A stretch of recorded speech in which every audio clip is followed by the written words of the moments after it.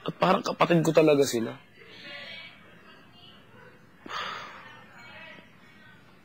Sana magkita-kita pa tayo sa labas. Siyempre naman, no.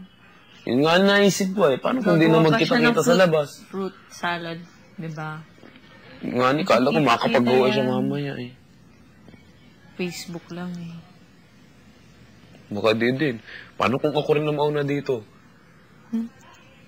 Lahat din pwedeng mawala dito. Nung paano kung ako ang mawala? Ano? Una-unahan lang. Tagal pa nun. Ay, hintayin kita sa labas. Basta hintayin kita sa labas. November, Ako unang masalubong sa iyo. March, April. Ako unang masalubong sa iyo. Sige ganun. Siyempre ako din. Malay mo, mauna din ako. Kung sinong mauna, kunwari, ako, mahintayin ko ikaw. Ako. Ako din. Mahintayin ko ikaw. Sa labas. Tsaka hindi ka maalis dito kasi ang bait mo. Bakit ikaw hindi? Oo nga. Siyempre, may pagkaminsan na, kagaya sabi nito, pagkaisip bata pa rin ako. Grabe. Siyempre, ganoon talaga. Ang hirap nga nang isipin na mamimiss ko si Ate Dayan talaga, sobra-sobra. Siyempre, lahat tayo mamimiss din siya. Siyempre, ikaw, buti ikaw, ang bait mo. Wala ka na weapon, hindi ka nagagalit. Hindi ko pa ikaw nakikita nagagalit. Bakit gusto mo makita magalit? Kaya minsan, ikaw din nakulit ko. Minsan, gusto ko makikita kung naano ko rin ugali mo, nahuli ko rin ugali mo. Siyempre, may ugali ng tao na hindi rin kagandahan pagdating sa huli. Gusto ko ba ngayon na obserbahan ko rin ugali mo kung sa mga kulit ko na ano ka. Ganun. Pero hindi eh. Talaga, ikaw yan talaga. Ikaw na talaga yan. Ako kung ano masabi ko sa sarili ko.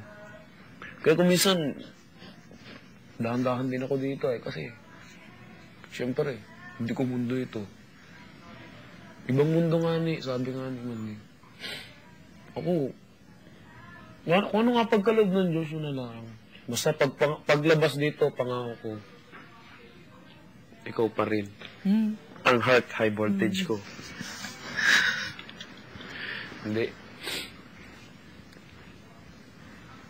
Baka paglabas mo dito,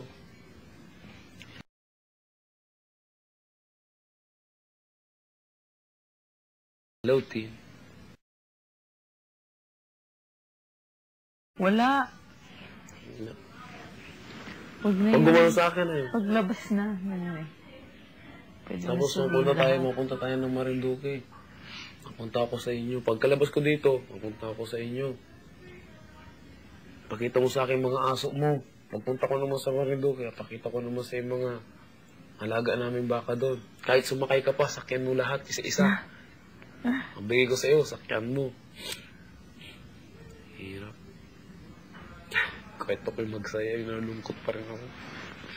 Ano pala, batas ay. Batas ako ay.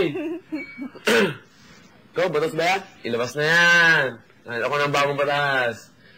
Ganon. Ako. Naging, ako. Hindi. Baka isipin mo, siraan ako ng ulo ha. Hindi, alam ko. Alam ko, no. Ako din naman eh. Nakausap ko din sarili ko. Hindi ko nga umiyak eh. Siyempre. Mabuti ka. Alam mo, gaya ng sabi ko. Pinakamahina talaga ako sa family ko. Kung may mangyari or whatever. Alam mo, Tin. Doon lang ako umiiyak. Kaya ako ganito ko, dito. Kasi, minsan lang ako ng salumuhan ng tao na inintindi ako. Unang-una, ito. Wala ako nito.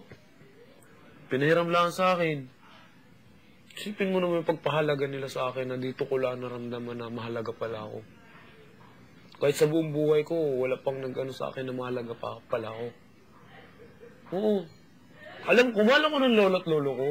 Pero hindi nila inapakita kasi stricto sila sa paghubog sa akin.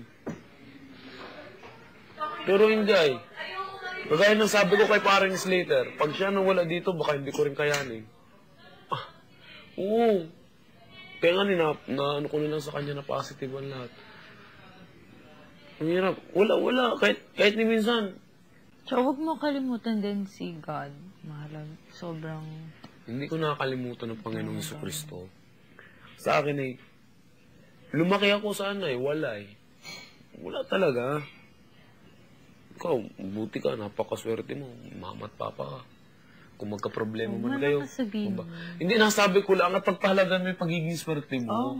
Tin. Hindi ko inasabi na, naiinggit.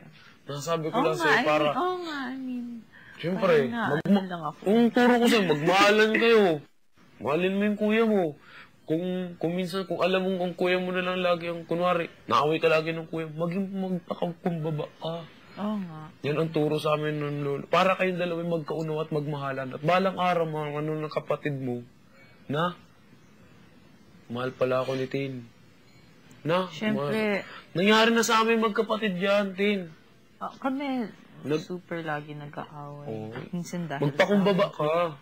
Kahit kung minsan ay kasalanan mo, kasalanan niya pala, akuin mo na, ako ganun ay, para maging maayos na kami magkapatid ay. Tamo naman kami. Hindi ko pa kami nakikita kung paano kami ano. Oo nga, di marami nainggit sa amin magkapitbahay kasi ang turing na daw namin parang grabe, kapatid na kapatid talaga. Hindi daw ganun, ano na, pagka sila magkakapatid, ganun. Kasi, pag di ko pinagpahalagang kapatid ko, paano na lang kami mabuhay dito sa mabuo ng mundo? Paano na lang siya? Dapat ako ang magdala sa kanya kasi ako matanda. Diba? At ako ang hindi magpabaya. Diba? Kaya ang hirap. For sure, sobrang swerte yung kapatid mo. Hindi ko ito inagawa para sabihin niya na balang araw sa akin na bauhin niya ako na ang buti ko. Nagawa ko lang yung responsibilidad ko sa kanya na binigay sa akin ng Panginoon. Kaya nga, sobrang swerte nga ni Bruda. Kaya yun ay mahal na mahal ko. Pag nagkakasakit yun, ano ko, sana ako na lang nagkakasakit. Ganun ako. Kung nakikita ko nahihirapan yun, talagang... Handa na po ang tanghalian, senyoritos, senyoritas. Tara! Tara! Tingnan yung hero eh. Tara! Sige. Kaya kayo, ikaw, mahal na mahal ko ikaw. Hindi plastic ang pagturing ko sa inyo. Mahal na mahal ko. Magdala na magiging kuya mo sa labas. Kuya Roy. Hindi kasi mukhang kuya si ano eh. Hindi. Yung bata, parang 19 years old na. Pero okay lang yun. Pero pag nakita mo sa labas na Amerikano ka lang. Gusto na yung pangako ko sa iyo yung pangako mo. Huwag ka mahanap, hindi ako laan. Walang ibang may crush sa iyo, kundi ako laan May pangako na kami ni Tin. Pero sikreto na kami nyo.